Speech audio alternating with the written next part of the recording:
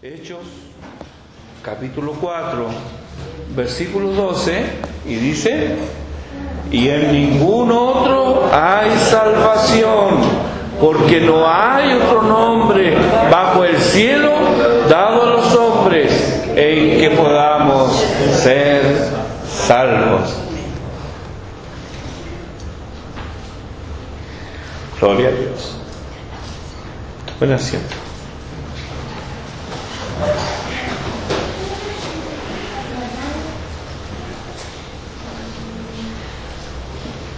El domingo pasado hablamos de solo escritura y cómo este concepto liberador trae esperanza, trae fe, consuelo, alegría al alma menesterosa, ¿verdad?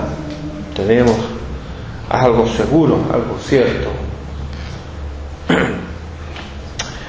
Vimos cómo las escrituras traen claridad allí donde anidan las tinieblas, y cada uno de nosotros, si es un creyente genuino, puede dar testimonio de esta verdad, de que las escrituras finalmente han despejado las tinieblas en las cuales estábamos inmersos y pudimos ver la luz. Oímos de Lutero y su encuentro con Romanos 1:17, de Agustín y su encuentro con Romanos 14, los versículos 13 y 14, de Cowper y su encuentro con Romanos 3:25, y también de Spurgeon y su encuentro con Isaías capítulo 45, versículo 22. Eso lo vimos el domingo pasado, escuchamos de esto. Hay quienes insisten en que solo escritura no es suficiente. Apelan a la tradición como teniendo el mismo valor que las escrituras, y en los hechos la ponen por sobre las escrituras. Otra manera de menoscabar esta doctrina es aceptando que solo algunos hombres pueden entender las escrituras, y por supuesto, si ellos las entienden, ellos tienen que explicarnos a nosotros. Pero creo que no hay nada más peligroso que eso, porque Dios no necesita intermediarios para revelarnos su voluntad. Él no necesita intermediarios, con la única excepción, hablamos esta mañana, ¿cierto?, del Espíritu Santo, que es el único vicario de Cristo en la tierra. Pues Él dijo: yo rogaré al Padre y os dará otro consolador para que esté con vosotros para siempre. Eso en Juan 14:16. Y en el versículo 26 dice: más el consolador, el Espíritu Santo, a quien el Padre enviará en mi nombre, Él os enseñará todas las cosas y os recordará todo lo que yo os he dicho. Tampoco necesitamos de otras revelaciones, ni sueños, ni visiones. Así Dios habló en otras épocas, mas ahora nos habla por el Hijo, y este nos habla por medio de su palabra, la que haremos bien, dice Pedro, a atender como a una antorcha en un lugar oscuro. ¿Cierto? Si está en un lugar oscuro y hay una antorcha encendida, ¿dónde mira usted? ¿Dónde está la antorcha? No se da vuelta para mirar otro lugar. No, porque ese es el lugar que está alumbrado, está libre de peligro si usted ve lo que hay ahí. Por otro lado, hermanos, las sectas pseudo-cristianas necesitan algo ajeno, algo extra a las escrituras para validar sus necios razonamientos. No es casualidad que los mormones necesiten a Smith, que los testigos necesiten a Russell y a Rutherford, que los adventistas necesiten a Elena White y que los romanistas necesiten al Papa. No es casualidad, porque ellos, para sostener su edificio doctrinal, necesitan otras cosas, necesitan que otro les explique lo que ellos dicen. No, es que así dice, es que esto significa esto. No es casualidad eso. Ahora, no es que ellos sean los únicos, porque proliferan los atrevidos y los desvergonzados. Pero cada uno de ellos no puede existir si solo se remiten a las Escrituras. No es que solamente los que mencioné son sectas, no, hay muchos otros. Pero ninguno de ellos puede existir si solamente se remitieran a las Escrituras. Ellos, por lo tanto, necesitan algo extra, algo ajeno. Cada uno de ellos necesita sus propios escritos, sus añadiduras al Evangelio sencillo. Todos ellos son portavoces de un Evangelio distorsionado, un Evangelio pervertido, nos dice Pablo a los Gálatas en el capítulo 1. Un Evangelio pervertido, sobre los cuales, cierto, pesa el anatema divino. Porque si alguno predica un Evangelio diferente, distinto del que os hemos predicado, el tal sea anatema. Otra vez lo digo, y lo repite el apóstol. Cae la maldición sobre él. Las Sagradas Escrituras son la única fuente fidedigna y fiable de las reglas inmutables de Dios para la vida. Aquí encontramos los principios absolutos de Dios en cuanto a la moral, a la ética y a la verdad. Y hay bendición en vivirlas, obedecerlas y enseñarlas. Dice la Confesión de Fe Bautista de 1689, en su artículo 1, el párrafo 6: todo el consejo de Dios tocante a todas las cosas necesarias para su propia gloria, la salvación del hombre, la fe y la vida, está expresamente expuesto o necesariamente contenido en las Sagradas Escrituras, a las cuales nada, en ningún momento, ha de añadirse, ni por nueva revelación del Espíritu, ni por tradiciones de los hombres. Sigue diciendo la confesión en el párrafo 7: no todas las cosas contenidas en las Escrituras son igualmente claras en sí mismas, ni son igualmente claras para todos. Sin embargo, las cosas que son necesarias saber, creer y guardar para salvación se proponen y exponen tan claramente en uno u otro lugar de las Escrituras que no solo los eruditos, sino los que no lo son, pueden adquirir un entendimiento suficiente de tales cosas por el uso adecuado de los medios ordinarios.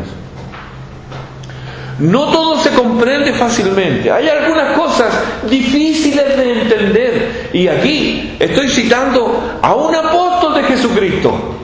El apóstol Pedro dice que de los escritos de Pablo hay algunas cosas difíciles de entender. Por lo tanto, no temamos cuando tropecemos con algo difícil de entender. Pero aquellas cosas necesarias para nuestra salvación, necesarias para nuestro caminar con Dios, las podemos entender en las palabras de Dios, sin necesidad de ser eruditos. Si hay erudición, mejor todavía. Ahora, alguien podría argumentar que no tiene los estudios de Lutero, no tiene la profundidad de Agustín, no tiene la educación de Cowper o la erudición de Spurgeon. Por lo tanto, es difícil que pueda llegar a tener un encuentro con las Escrituras a la manera de ellos. Claro, porque ¿quién como ellos? ¿Verdad? Y es difícil, pero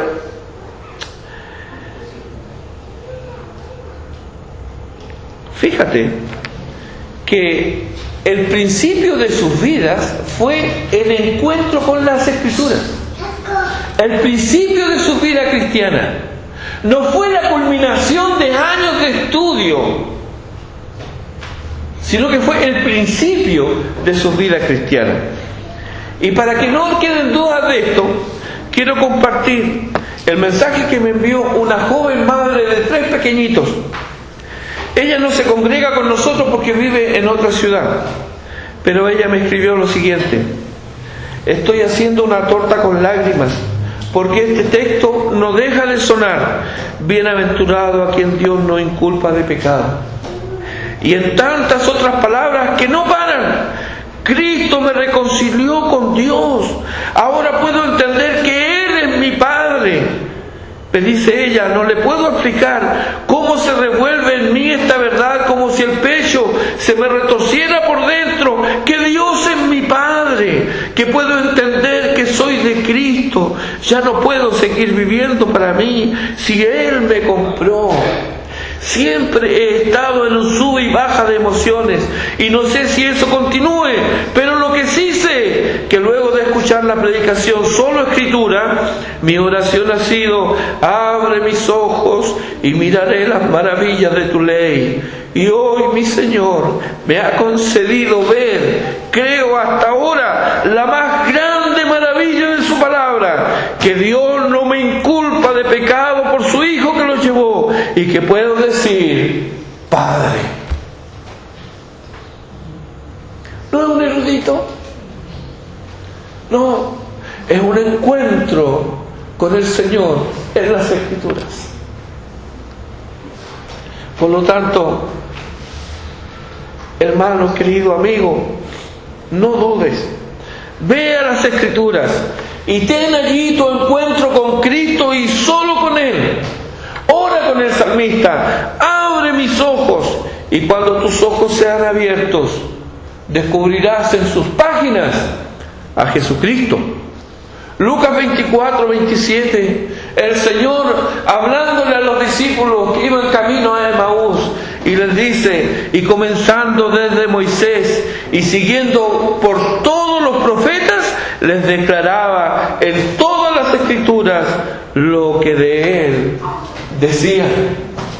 Y luego, cuando el Señor se aparta de ellos, ellos conversan entre sí y dice: ¿no ardía nuestro pecho cuando Él nos explicaba, nos abría las Escrituras? Eso pasa cuando tenemos un encuentro con el Señor en las Escrituras. Jamás seremos desviados si encontramos a Cristo en las Escrituras. Los reformadores, al ir a las Escrituras y solo a ellas, redescubrieron para la Iglesia de Cristo la centralidad de Jesucristo en el Evangelio. Cristo y su cruz habían sido desplazados por la imaginería religiosa del sacramentalismo romano. Ellos, los romanistas, decían que la salvación era solo por Cristo, pero las tradiciones extrabíblicas y sus interpretaciones antojadizas de la palabra de Dios oscurecían y deformaban la doctrina de solo Cristo. Cuando decimos solo Cristo, indicamos que su obra perfecta, inimitable e inigualable, su vida, su muerte, resurrección e intercesión, sella la salvación de quienes se allegan a Él. Romanos 3:24 nos dice: siendo justificados gratuitamente por su gracia, mediante la redención que es, ¿en quién más? En Cristo Jesús. A lo que Pablo añade en el capítulo 4, versículo 25, el cual fue entregado. ¿Quién? Cristo. Fue entregado por nuestras transgresiones y resucitado para nuestra justificación. ¿Qué más necesitamos para ser redimidos? Nada nos falta, pues todo provee. ¿Podemos cantar eso? Nada nos falta. ¿Quién se entregó por nuestras transgresiones? ¿Quién resucitó para nuestra justificación? Cristo, y solo Él. Romanos 5:10 también nos asombra. Allí el apóstol dice: porque si siendo enemigos fuimos reconciliados con Dios por la muerte de su Hijo, mucho más reconciliados seremos salvos por su vida. Todo esto es realizado solo por Cristo. Él no necesita ayudantes ni mediadores.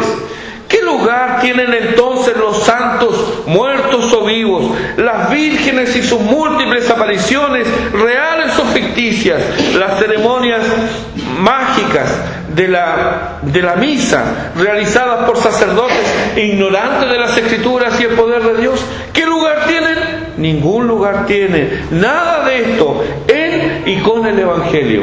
No hay lugar para estas cosas. Son solo maderos podridos, inservibles para construir nada. Quienes confían en estas cosas para salvación ignoran las Escrituras y desprecian a Cristo Jesús. La bendita Madre del Señor exclamó: engrandece mi alma al Señor y mi espíritu se regocija en Dios mi Salvador. Eso lo dice allí en Lucas 1, 46 y 47. Ella reconoce, María reconoce a mi Señor como su Señor y se regocija en mi Salvador, que es su Salvador. Puede buscar en cualquier Biblia aprobada por el romanismo y en todas dice lo mismo. María reconoce la necesidad de un Salvador, igual que tú, igual que yo. Por ende, ella no puede salvar a nadie. Ella no redime a nadie. Ella necesita ser salvada y redimida. ¿Quieres escucharla? Ella no habla por interpósitas personas, ni tiene misterios que revelar, porque ella creyó en el mismo Dios que se ha revelado en las Escrituras. Si quieres oírla y obedecerla, a María, ella te dice en Juan capítulo 2, versículo 5, haced todo lo que Él os dijere. El apóstol Pedro también testifica, no de María ni de los santos, sino de Jesucristo. Es Él el quien habla aquí en Hechos 4:12, y en ningún otro hay salvación.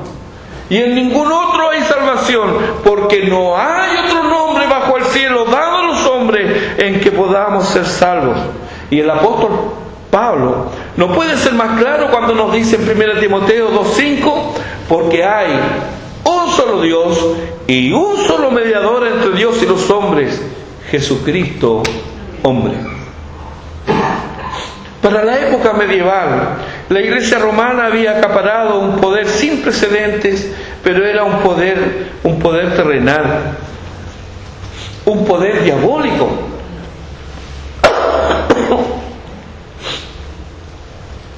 Porque tenía cautiva las almas de los hombres sumidos en la ignorancia y la superstición. Roma pretendía y aún pretende que sus sacerdotes tienen el poder mágico de cambiar los elementos del pan y el vino en el cuerpo y la sangre de nuestro Señor Jesucristo. Así, cada misa es un sacrificio incruento por los pecados, y el sacrificio de Cristo, según ellos, se repite en cada misa por el poder de los sacerdotes oficiantes.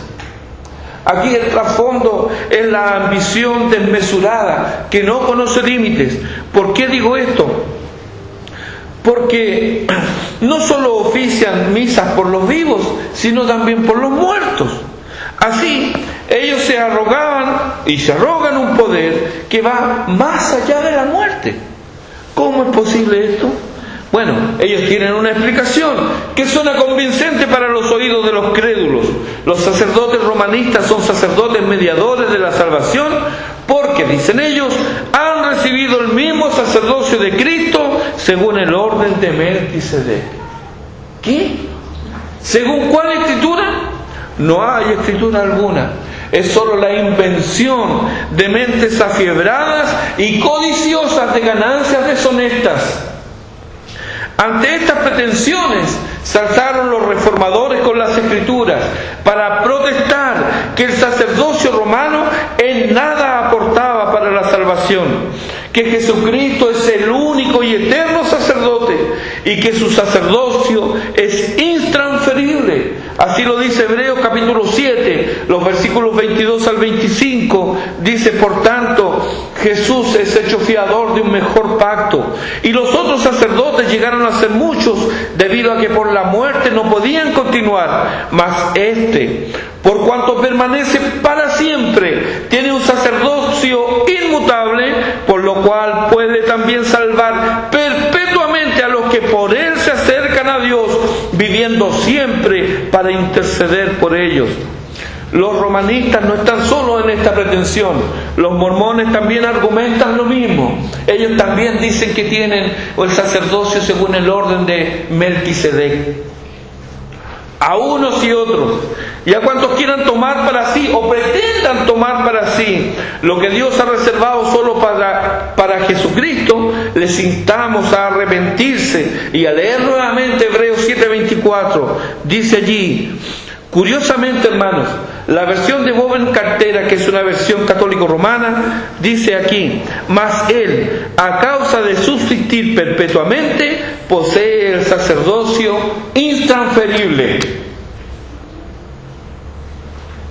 Falso ayer y falso hoy día. Toda esta argumentación. Y con esto se cae todo el edificio sacramentalista. ¿Por qué? Porque ¿quiénes pueden oficiar solo los sacramentos? Por eso que ellos dicen que fuera de la Iglesia Católica no hay salvación. Porque según su sistema, la Iglesia tiene los sacerdotes, y los sacerdotes son los que administran los sacramentos, y con los sacramentos pueden adquirir gracia. ¿Se fija todo el andamiaje que hay? Sin embargo, las Escrituras, ¿por qué ellos desprecian solo Escritura? Porque las Escrituras están en contra de sus pretensiones. Porque las Escrituras nos llevan solo a Cristo, solo a Él. Otro desvío a la verdad de solo Cristo era que Roma también habla de gracia en la salvación. No es una gracia pero es una gracia que se deposita en el ser humano para hacerle salvo. Cuidado con esto. Así se señalaba que se era salvo por gracia, pero esa gracia había que buscarla. Siendo así, la salvación entonces no era algo hecho aparte y fuera del hombre, sino que el hombre cooperaba al buscar diligentemente la gracia, y así la obra es hecha en y dentro del hombre. Y cuidado que hay algunos evangélicos que andan bastante perdidos con esto y que creen que también esto es aplicable a sus vidas. Creen que pueden cooperar con la gracia. Creen que pueden ellos adquirir gracia. Ese es el concepto católico romano, no es el concepto bíblico. El hecho de adquirir gracia y que esta gracia opere dentro de nosotros, esta es una justificación antropocéntrica. El hombre es el centro y Cristo está en la periferia, si es que está. Si es que está. ¿Quieres gracia para salvarte? Bueno, no dejes de ir a misa, no dejes de confesarte, de hacer penitencias, ayunos, oraciones, procesiones, sacrificios. Camina hasta la Virgen de tal y cual o hasta el santo aquel. ¿Cuánto tienes así seguridad que con el sacrificio que has hecho alcanza? Nunca. No solo porque nunca sabes cuánta gracia necesitas, ni cuánta gracia supuestamente adquieres, sino porque si cometes un pecado mortal, adiós a toda la gracia acumulada. ¿Cómo lo explican? Que tienen mucha gracia, pero cometiste un pecado mortal, vomitaste toda la gracia y quedaste sin gracia. ¿Y qué pasa entonces? Bueno, hay que comenzar de nuevo. La Iglesia te ayuda, te subyuga, te esclaviza con su sistema sacramental. Así lo entendieron los reformadores y denunciaron el engaño. Pero no se limitaron solo a denunciar, sino que juntamente con ello comenzaron a anunciar el verdadero evangelio y la doctrina de la justificación solo por fe en Cristo. Romanos 3:24, el apóstol Pablo nos dice: siendo justificados gratuitamente por su gracia, mediante la redención que es en Cristo Jesús. Somos justos no en nosotros, sino en Cristo. No por la obra en nosotros, sino por la obra en Cristo. No por algo hecho dentro de nosotros, sino por lo que Dios hizo fuera de nosotros, por Cristo y solo por Él. Romanos 5:19 nos dice: porque así como por la desobediencia de un hombre los muchos fueron constituidos pecadores, así también por la obediencia de uno los muchos serán constituidos justos.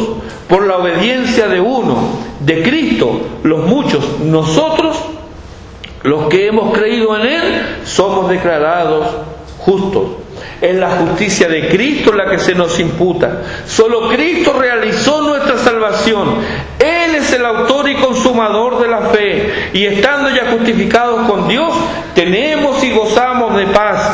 Cristo es el príncipe de paz. Romanos 5:1 nos dice: justificados pues por la fe, tenemos paz para con Dios por medio de nuestro Señor Jesucristo.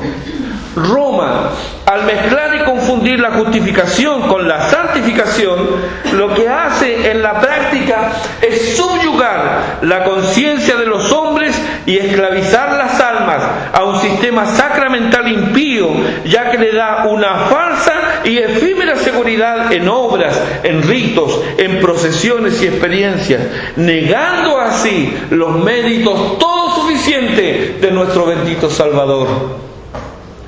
Pero hermanos, triste es admitirlo, en igual camino están quienes no tienen en Cristo un Salvador todo suficiente. Allí apuntan doctrinas tan diversas como alejadas de la cruz de Cristo. Por un lado, un legalismo asfixiante que hace del comportamiento la piedra de toque de la salvación. Por otro lado, lo que se ha dado en llamarse la gracia escandalosa, gracia que es una desgracia, ya que el espíritu que la domina no es el Espíritu Santo, ni sus proponentes están interesados en la santidad. Unos y otros se han olvidado de Cristo y su cruz, buscan el bienestar, mas no la santidad, anhelan la felicidad, pero desconocen la fidelidad, sustituyen las lágrimas del remordimiento por el arrepentimiento genuino. Es una religión de sentimientos y de gratificación inmediata. Este es el espíritu de la época, que es ajeno al espíritu de Cristo. Cristo ha sido olvidado y se han introducido entonces mediadores. En el romanismo, el Padre era inalcanzable, distante, severo.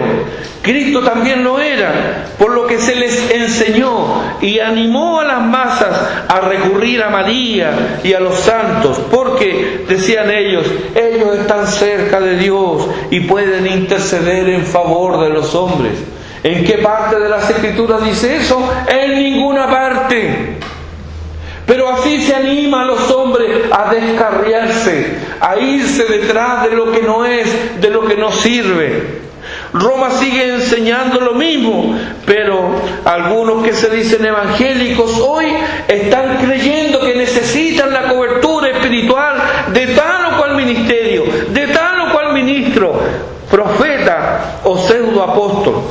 Dejaron de peregrinar a Lourdes, a Lo Vázquez, a La Tirana o a Yumbel, pero en su lugar, como borregos al matadero, peregrinan al lugar donde están estos connotados televangelistas o apóstoles, que los hay, dicho sea de paso, a montones. ¿Buscando qué? ¿Hay algo que el hombre pueda necesitar y que no encuentra en Cristo? Colosenses capítulo 2, versículos 8-10 es muy actual para esta problemática. Mirad, dice el apóstol, que nadie os engañe por medio de filosofías y huecas sutilezas, según las tradiciones de los hombres, conforme a los rudimentos del mundo y no según Cristo, porque en Él habita corporalmente toda la plenitud de la deidad. Y grábate esto: y vosotros estáis completos en Él. Completos en Él. Nada necesito, ningún hombre me puede dar nada. Cristo es todo. Estamos completos en Él y en Él no necesitamos nada más. ¿Qué es? Termina el apóstol, que es la cabeza de todo principado y autoridad. Cuando el Cristo agonizante exclama en la cruz del Calvario, consumado es, Él no estaba expresando un deseo, Él expresaba un hecho. Nada falta, todo está consumado, no hay deuda para pagar, o como lo dice un viejo himno, el rescate está pagado, ya eres libre, pecador. En vista de esta verdad, creer que cooperamos en la salvación es un engaño, y creer que nuestras enfermedades o sufrimientos son redentores es una ilusión, porque como dicen los muchachos hoy día, hermano, no salvamos a nadie. Cristo es el Salvador, la salvación es del Señor, y todo lo que necesitamos para comparecer ante nuestro Creador lo encontramos en Cristo, cuya justicia nos fue imputada. El pago de la deuda por nuestra vida de pecado fue cancelada en la cruz del Calvario. Dios no demanda que yo pague porque Cristo pagó el total de mi cuenta. Yo no debo nada, solo me debo a Cristo que murió en mi lugar. Y, maravilla de maravillas, Dios me ve perfecto para siempre porque me ve en Cristo. Hebreos 10:14 dice, porque con una sola ofrenda hizo perfecto para siempre a los santificados. Aquí debemos orar: oh Señor, abre mis ojos y veré las maravillas de tu ley. Han sido abiertos tus ojos y en ningún otro hay salvación. ¿En quién está buscando salvación? Y en ningún otro hay salvación, porque no hay otro nombre bajo el cielo dado a los hombres en que podamos ser salvos. Escucha la voz de Dios hablando por el profeta Isaías en 43:25. Habla Dios, dice: yo soy el que borro tus rebeliones por amor de mí mismo y no me acordaré de tus pecados. ¡Qué maravilla! Este es el Dios que asombra a Miqueas y le hace exclamar ahí en el capítulo 7, versículos 18 y 19 de Miqueas: ¿qué Dios como tú, que perdona la maldad y olvida el pecado del remanente de su heredad? No retuvo para siempre su enojo, porque se deleita en misericordia. Él volverá a tener misericordia de nosotros, sepultará nuestras iniquidades y echará en lo profundo del mar todos nuestros pecados. Este es el Dios que describe Isaías ahí en el capítulo 53, los versículos 4 al 6. Ciertamente llevó Él nuestras enfermedades y sufrió nuestros dolores, y nosotros le tuvimos por azotado, por herido de Dios y abatido. Mas Él herido fue por nuestras rebeliones, molido por nuestros pecados. El castigo de nuestra paz fue sobre Él, y por su llaga fuimos nosotros curados.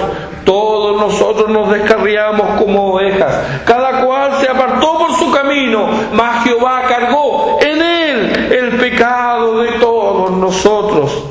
Este es el Dios que obra arrepentimiento y contrición en el corazón de la criatura, y es el que hace dirigir la mirada al único Salvador. Así nos lo dice Zacarías capítulo 12 versículo 10: y derramaré sobre la casa de David y sobre los moradores de Jerusalén espíritu de gracia y de oración, y mirarán a mí, a quien traspasaron, y llorarán como se llora por hijo unigénito, afligiéndose por él como quien se aflige por el primogénito. Este es el Dios que identifica a Juan el Bautista en Juan 1:29. Al siguiente día vio Juan a Jesús que venía a él y dijo: he aquí el Cordero de Dios que quita el pecado del mundo.